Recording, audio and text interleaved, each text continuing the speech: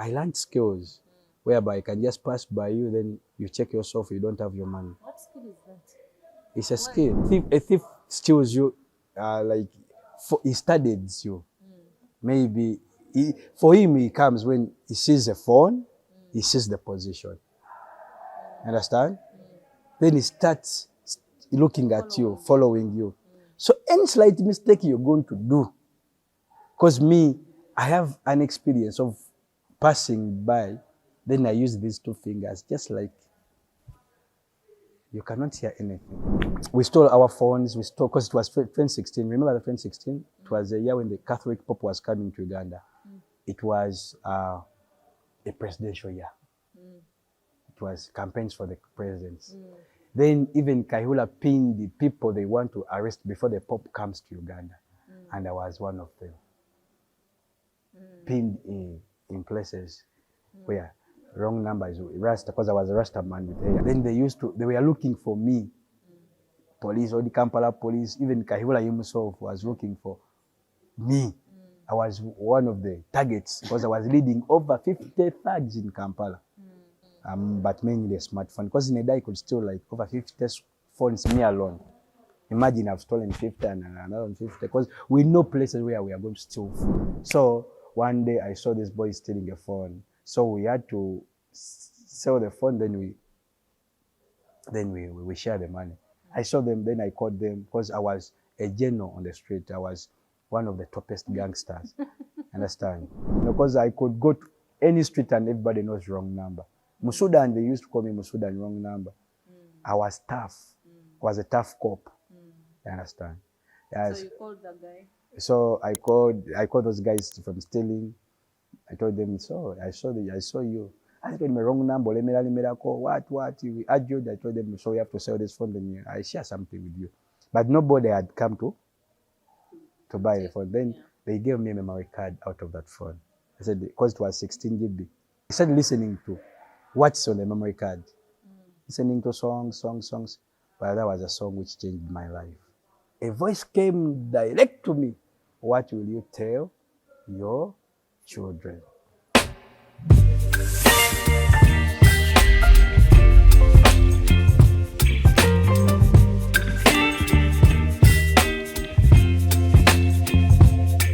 I'm called Ziwa Richard. Yes, but after giving my life to Christ, then God gave me that name Zion. So Rich is from Richard. Yeah, you understand? Yeah. So Ziwa Richard, Yeah. which is Zion. Some people call it stage name. Yeah, stage name. Yeah, but now I'm an apostle. Apostle Rich Zion. Yeah. So I preach the gospel. Zion. Yes. That is very interesting. So how are you, Apostle? I'm fine. How are you? Yes.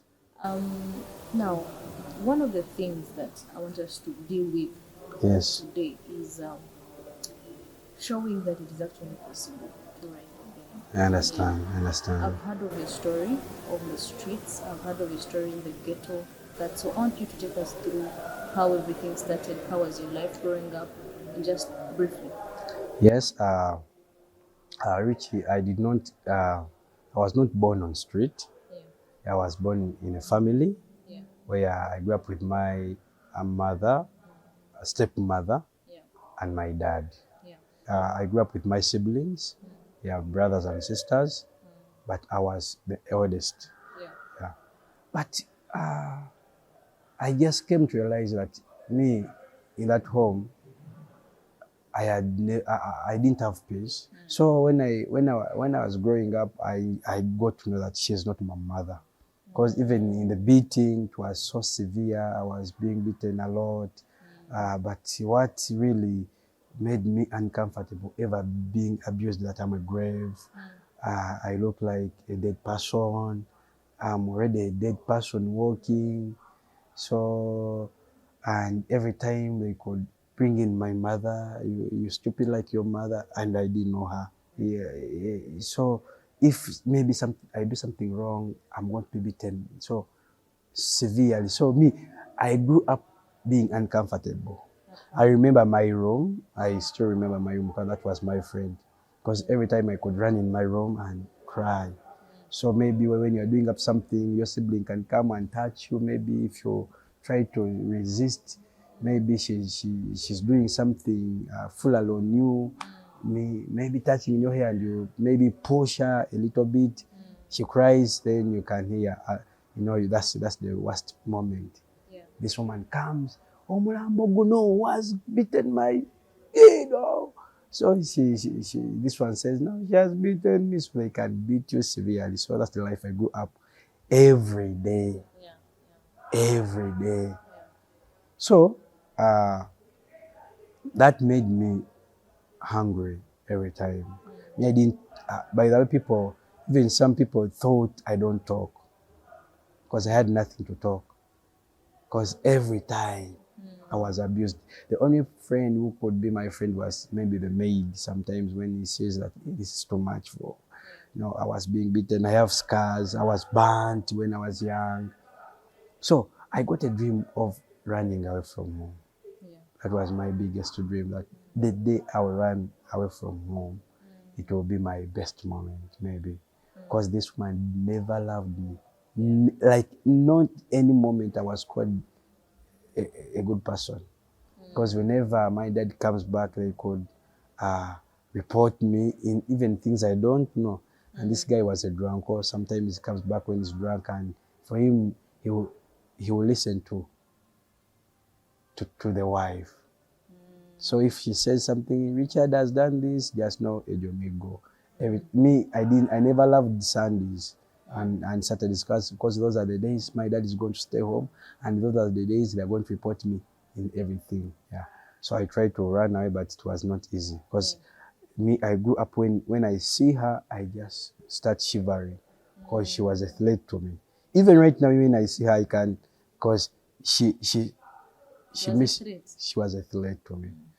Then I did my P7. God helped me, and I got a first grade, a very good one, because I got 10 aggregates, 2 to 3.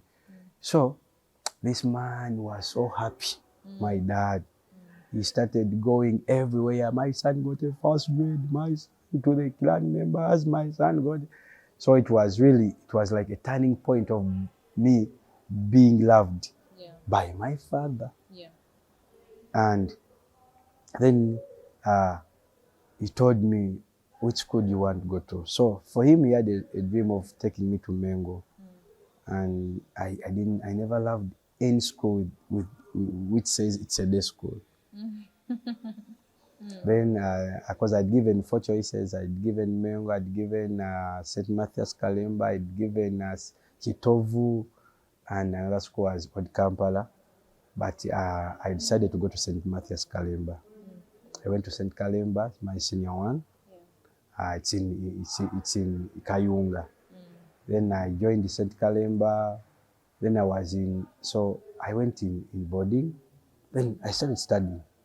But when I went to that school, life was okay. It gave me joy, because I got a chance from moving away from home. Yeah. Then I studied. As me, even also, I was also a stubborn kid. I was stubborn. Even they gave me suspension, an expulsion in senior 3. Then I studied. Then my dad hustled with me. I just want to respect that man. He hustled with me, though he was so rude at me. But this woman was like, I don't want to see this guy anymore at home. I don't want to see, whenever I come back home, this woman gets hungry. I don't want to see him, let him go. So I sat my senior 4 at Caltech Academy. Yes. Then after Caltech, that's where he told my dad, I don't want to see this boy again at home. But me, it was my dream, running away from home, leaving home, because by that time he couldn't beat me, she couldn't touch me. I was a big boy, and I didn't love her. She knew that. And those guys, my brothers and sisters, they were maybe my enemies, because they never loved me. They never loved me. So I grew up when I don't love anybody at home. But I wanted to stop from senior 4, then I started, because I was good at dancing, singing, those things. Then I joined the karaoke group in my vacation. That's where I joined those boys. No, it was a group called Challengers. Those boys could go in bars and dance. But after, if when the papers came back, I also had got a first grade. So my dad told me, do me a favor, go up to senior six. Then I went to Uganda Matters Lubaga. My dad had the potential to take me in any school. Then I start my senior six. Then after senior six, you know, life became crazy at home. My dad married another woman. Then she separated with this woman. So this woman who came in our place, she came with an agenda of selling off every property of my dad and maybe they buy new properties in her name. So she first fought with my siblings because we were 5 at home.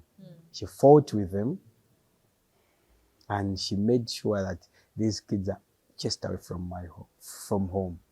So she left me because she knew my story that this woman mistreated me. Obviously, me, I was not the other team since day one, so I became her team because she came with an agenda of loving me, doing good things to me in my vacation, taking me to good places. Then I didn't know that she was also a snake because after she successfully chased away these kids from home, then she started selling, making my dad, because my dad was a drunko. So and my dad was in love with this woman, this new catch. So I don't know what this woman did to my dad. In everything he could say, yes, they sold off everything. So I was staying in the quarters. So they wanted to sell them off. So I said, no, I'm not moving away. And my brothers from the other woman told me, Richard, what the Totuaga, please fight for those things. Don't move away from home. Don't. But my dad, because my dad from day one, we are never friends. He never told me anything. So one day I was sleeping, he came drunkard in my room, broke all the windows, went to police, told police that I've taken alcohol and I've taken drugs and I've spoiled his house. So they came at night and arrested me, they took me. Then after they told me what, maybe he bribed the police. So then the police told me, do you know what? These are family issues. We are going to keep you here for 2-3 days. Then we shall write you later. Then you go to Old Kampala. At Old Kampala, there is an office for family. So go there. That's where they're going to help you from. So when they released me, it was like, said nothing I'm chasing for. This was my dream. I completed senior six. My dream was leaving home. Maybe this is the right time to leave home. So as a teenager, I remember I was 18, and I started my life. I went to friends. By the time I had a girlfriend called, I will not speak the name, I had a girlfriend. Then she used to love me. We are friends, but I didn't have anything as a teenager. I didn't have, even I had no money to buy food, had no money to put on well. I was today sleeping to this person's place, tomorrow I sleep here, those things. Then everyone became, fed up of me. Those friends, they are good when you're at home, but when you come away from home, when you have nothing, it's a different story. Yeah, so they chased me, everybody, even when I could come back at night, someone is, please, today we are not opening for you. So all my days I was sleeping in bars, so, and one day I told my girlfriend, let me go to Sudan. But I never told her, but my dream was going to Sudan because I heard that there are many wars in Sudan. But I never told her, but I'd gone to South Sudan to die. Because me, I grew up when I don't love myself. Now I could look in the mirror and I say, Richard, I hate you. All my life, I hated myself because I grew up being mistreated. I grew up being discouraged that I'll never be someone. Even there was a friend that we studied with. She was a Sudanese. So when I told her, please take me to your country, they told me, it's very easy, I'll take you. Because me, I was so black, tiny, so dark. Then this girl took me to Sudan, that girl.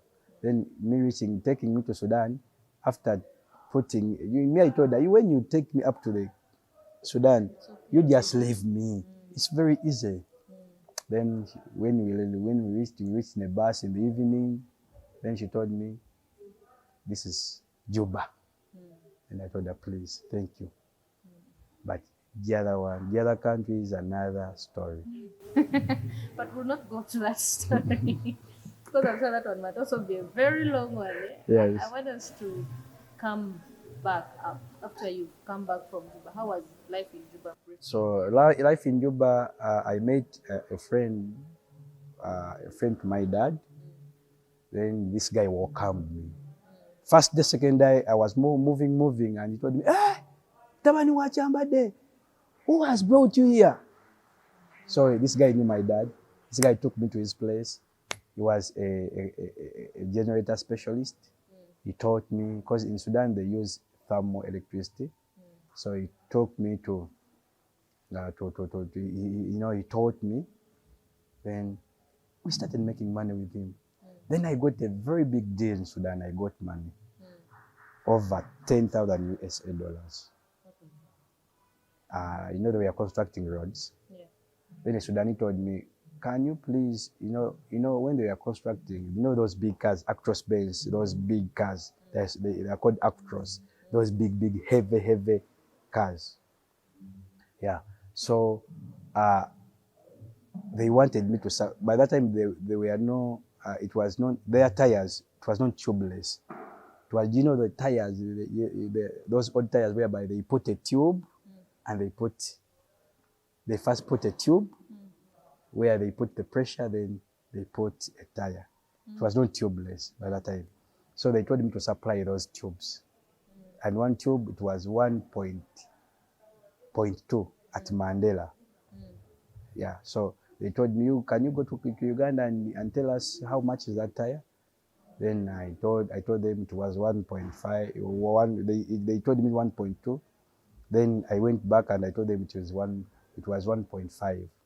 They told me supply. And this guy told me, the Sudanese, don't tell them 1.5, tell them 2 million. So I got double. So I got a lot of money. Then to count, I was getting 10,000 USA dollars. And these guys are so royal.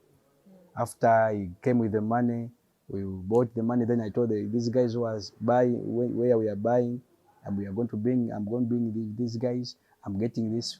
You tell them this money. So we bought with them, and these guys also gave me my, because they were buying in dollars. Yeah, in Sudan, sometimes when it's a big deal, they don't use Sudanese pound because you move with a lot of money. Yeah. So they are so good in dollars. Yeah. So I got that money. I sent this money to my girlfriend. Then I went back to Sudan. I told her, because she was the only person I have. Yeah. Then when I went back to Sudan, time came, I said, let me go back to Uganda. I've got some money, maybe she can rent a house. Because I told her to rent a house. I made with some of the money, but I never gave it all to her. But I gave her, I remember I gave her something like $7,000 to keep, to rent a house, buy stuffs. Then when I come back, we have a place where we can stay. She was still at campus. When I came back, I found another story. She had rented the house, good, but nothing. She never bought what I told her. She was already in love with another person. And it was another story. You were married? No, she these girls, you are away, then she gets another person, and she's so much into that person than you. So when I came back, I tried to call her, please come, fooling me, or let me come, because she had my balance. Okay, bring the money, I want to buy some things. She never came. Realizing that she used all the money, and so that's where the movie started. Then I said, I'm not going back to Sudan, because she never listened to me. I tried to plead for her, you please come, okay, if you use the money, but she was so much in the other love. Then I started taking alcohol. I started learning cigarettes. So this money got over after the money had got over, then a landlord started telling me, pay me money. I didn't have any money. Then there is a ghetto. I used to go and take some alcohol and some cigarettes. It's called Chijambia. Chijambia is a ghetto in Mengo. So that's where I floated. I started selling off my things from that place. They bought my bed, they bought my mattress, they bought my everything. I bought my TV. Then I became a bankrupt person, homeless again. By this time, I had a family in the ghetto. I learned how to take injaga. I learned how to take drugs. Then I started staying in that place, sleep in that place. They taught me what they do. So that place is one of the famous ghettos in Uganda called Chijambia, where most gangsters stay. Then they do a lot of things, but you choose what can you do. You choose your hustle. You choose your hustle. Do you want to go and enter people's houses and then you cut them, then you take their things, or you just want to go and pickpocket phones, or you choose what can you do. So me, I chose pickpocketing. So I joined those boys. There were over 50 boys. For them, their duty was moving at night. Then going to places like bars, going to places where there are many people, shows, places where there are many people. Yeah. So they don't pay. They wait for you when you are getting outside. Yeah, you're getting a border, you drunk. So I learned skills whereby I can just pass by you, then you check yourself, you don't have your money. What skill is that? It's a skill. Yeah. Why you pass Understand? the money goes without you touching? Even, yeah. Yeah, so Don't tell me. Well, because you see, that thing happens. a thief steals you, he studies you. Maybe for him, he comes when he sees a phone, he sees the position. Understand? Then he starts looking at you, following you. So any slight mistake you're going to do, because me, I have an experience of passing by, then I use these two fingers, just like in your pockets. You don't hear anything. You cannot hear anything. Because, that happens when maybe you are in a crowd. Understand? Like downtown. Like downtown, maybe they are kwenye gap, please, I think those things. So that's where I can take everything. And there's this skill, there's also this whereby I learn a human body. We learned a human body in the ghetto. There's where I can beat you and your crops for 3 minutes. There's where I can fix your gullet. This gullet is a rubber thing. But there's where I can fix it, place it, and enclose it to it touches, it does like this. Then you, fighting to breathe. You take what you want. You are already collapsed. There's this part I can box you. Maybe that comes when I find you in a gap, those those things. Maybe you are moving at night. Then I find you, because there, I know I'm not going to use the skill of just stealing when you don't know, because now I have you. So I can box you and you collapse for 3 minutes. Because when I beat you, you lose it's not me who steals. We are over 50 boys, over 20. So there is someone, for him, when he cannot beat, but he has a skill of knowing where have you put your money. Oh, so you be surrounding one person, that one is for boxing, Yeah. one is for picking money. Yeah. So even there are some people who come like, oh, please, police, please, thieves. But they're also thieves. They came as if pretending that they are, Coming to help you, yet they have also to come to steal you. And the whole group is coordinated. It's coordinating. You're the same people who do taxis. Yeah, the taxis. Yeah. So those are another group in NASA, and it's called T-Blocker. And we also have a law that when I see you stealing, even though I'm not from your group, we share. So for us, we are so much into smartphones, laptops, ladies' bags, wallets, so those things. So that was me. And with time, because me, I was so hungry. So I learned everything at a speed. Beating. Me, I could beat you when I don't have any mercy. Beat you as if you've done something wrong to me. I learned how to stop. I can stop like 6 people. You can come in a group. I can close here. Maybe I close there, I close there, I close there. Everyone inside there. You get what you. Now, Richie, your story is very long. We need to now cut it. Now, Yes. I want to know at what point Yes. your life turned around. So my life turned up from here because I told you we had groups. Understand me? I was from Chijambia boys. That's a group of gangsters and thugs in Kampala. We used to smoke weed, sell drugs, and steal people. But mainly a smartphone. Because in a day I could steal like over 50 phones, me alone. Imagine I've stolen 50 and another 50. Because we know places where we are going to steal from. Where people are not Where? careful. No, even though bars, places like, even we could say, Tugenavuga Gali, it's a gali, we can pass through the market. Maybe let us pass through Nasana streets.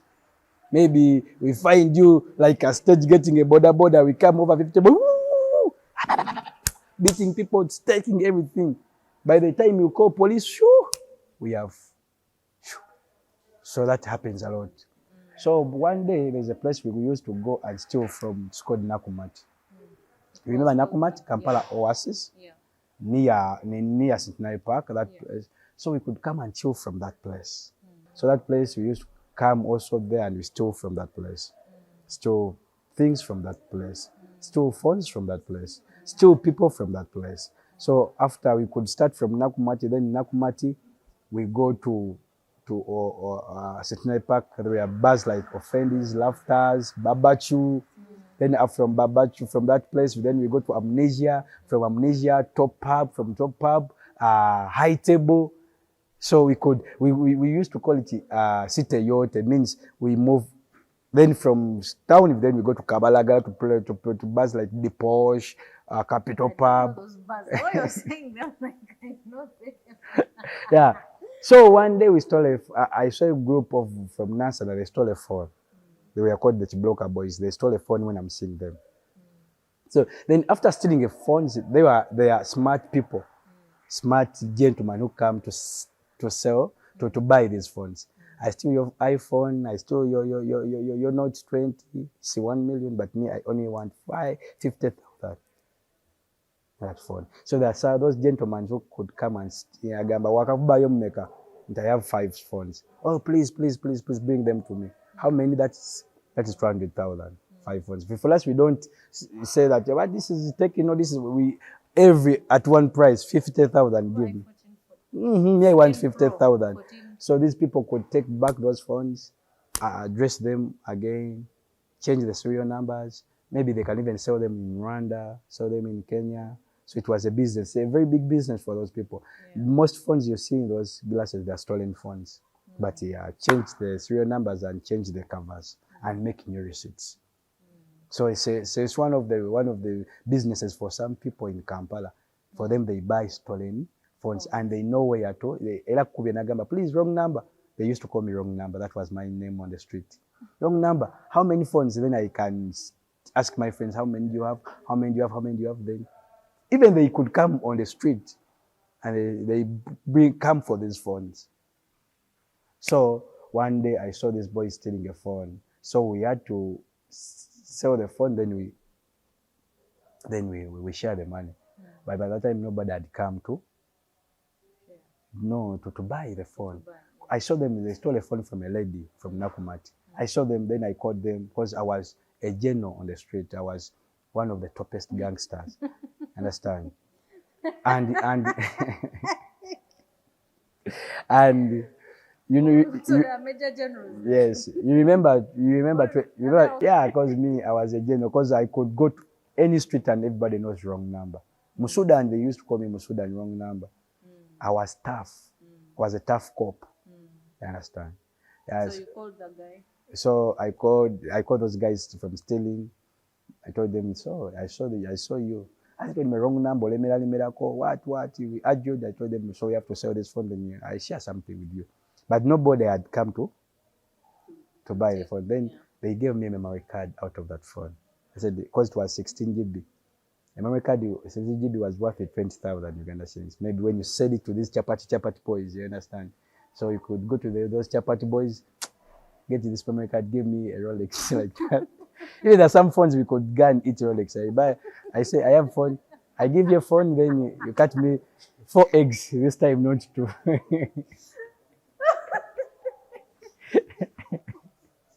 Yeah, there are some things. You buy Those Rolex in your phone. those memory cards like flashes, book glasses. Maybe I've so those, So the person who is selling chapatis, why do they need a memory card? for them they put their music. They are so much into music. A memory card is it was long those times. A memory card could be something big deal. Memory card, flash, those things. You should have a flash. Then you. I understand. So maybe like these phones, like these not smartphones. When I steal it from you, that's one Rolex. I go, make me Rolex, 4 eggs, and I give you a phone. Yeah, so like that. So You got a memory card. I kept that memory card because I knew that maybe this one I can eat some chapatis from this thing. Then because that's what they gave me from a phone because they were many. Then I told them, let me take this memory card. So I took it, I placed it in my pockets. Then we stole our phones. We stole because it was 2016. Remember the 2016? It was a year when the Catholic Pope was coming to Uganda. It was a presidential year. It was campaigns for the presidents. Then even Kahula pinned the people they want to arrest before the Pope comes to Uganda. And I was one of them. Pinned in places where wrong numbers, Rasta, because I was a Rasta man with hair. I would share you with the pictures. Then they were looking for me. Police, or the Kampala police, even Kahula himself was looking for me. I was one of the targets because I was leading over 50 thugs in Kampala. So, we had many complaints. Ababi, from Chijambia, those things. But when we stole that phone, I was being hunted. So when we went to the ghetto the following day, I had my phones, sold my phones, other phones I stole from places. Then I placed my memory card in the phone. Then I took my weed. After taking a weed, I started listening to what's on the memory card. Listening to songs. But that was a song which changed my life. Then I had this song. It started with good vibe, with some nice instruments. Then I gave it because I love reggae music. Then I started listening to it. And so I said, what's this? Is this Judith Babidi? Oli Katonda. I started listening to the song when I'm high. Then there's a part where she said, Ndigamba bana bangera bali kuyita Katonda. Then I said, a voice came direct to me. What will you tell your children? Then this memory came back. I wanted to be a president. I wanted to be a big person. I wanted to be this. Then I looked at myself, a wrong number. I looked at on the shoes I'm putting on. I stole them. The trousers, I stole it. The shirt. I had nothing with me, only the hair.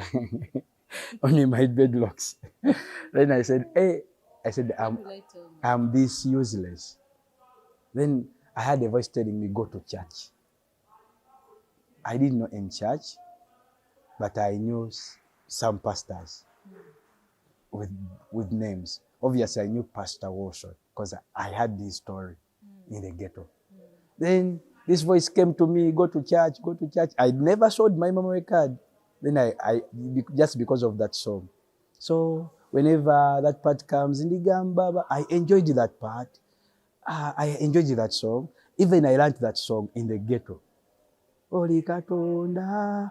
I loved the song. Then this voice fought with me, go to church. And the pressure was so high on me.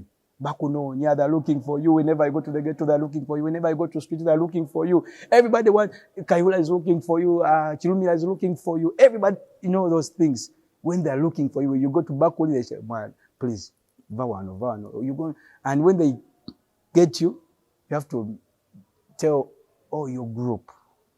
So if they get me, it means they're going to arrest a lot of people. Because they will torture you up to when you speak everyone you've been stealing with.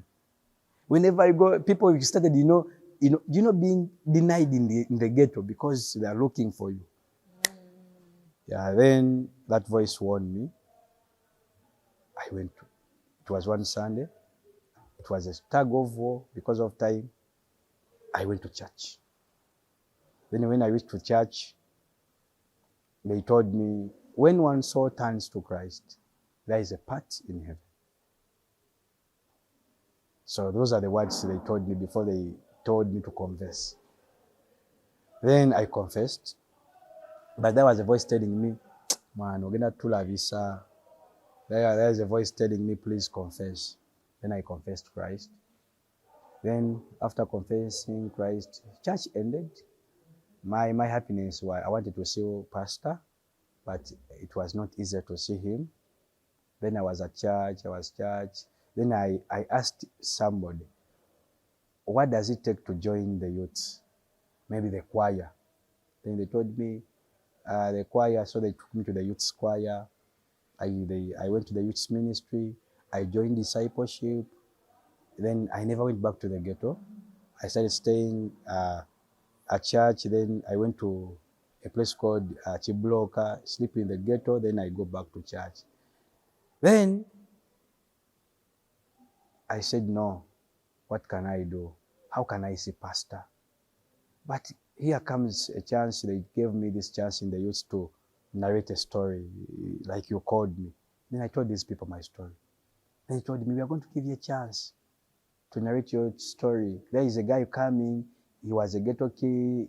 This is a Nigerian actor. Then he's going to come to church and you'll be the one telling your story.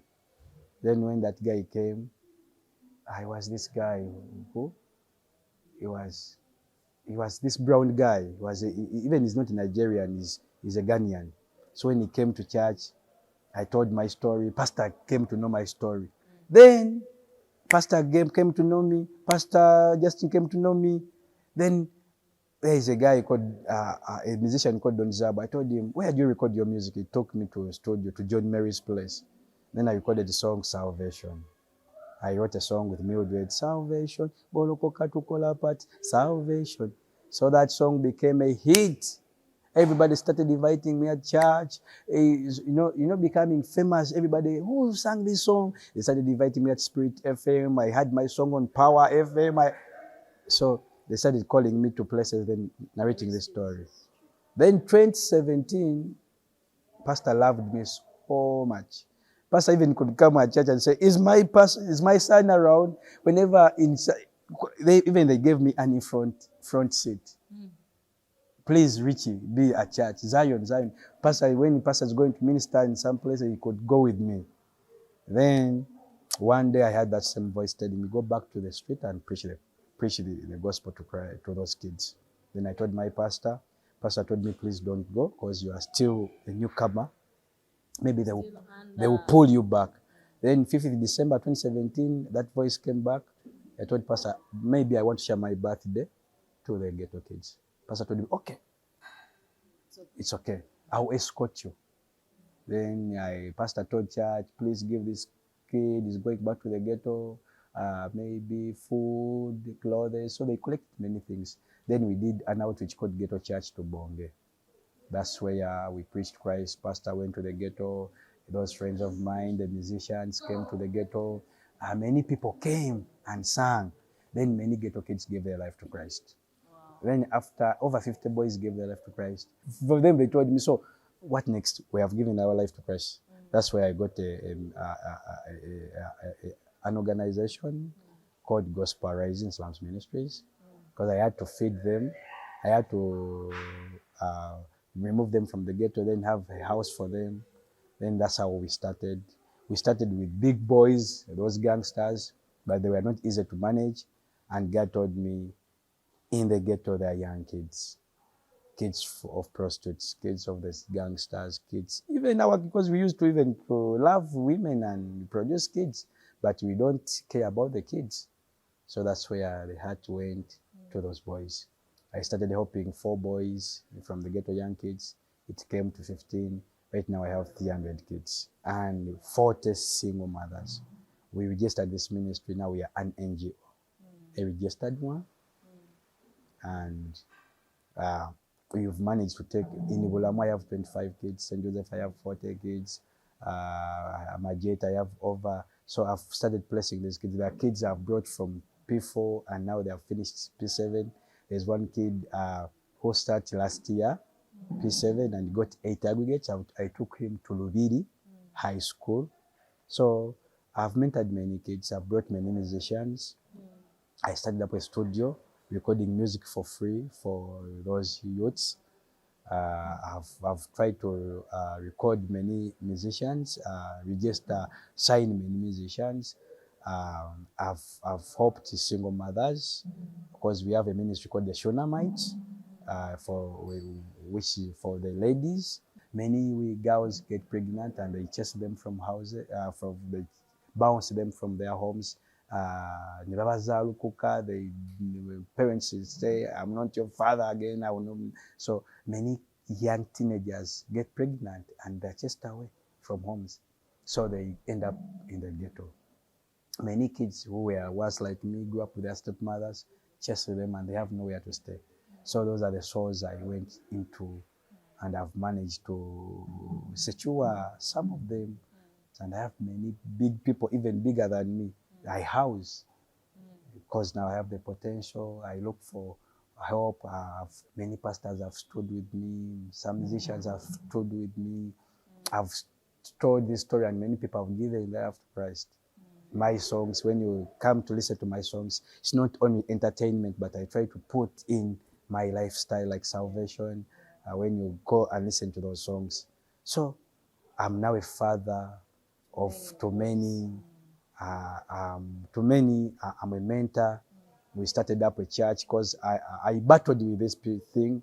We used to bring many people to church, and people were disappointed at church. The way Christians treat some of the people, the way they speak about, at church, there's people who don't love street kids.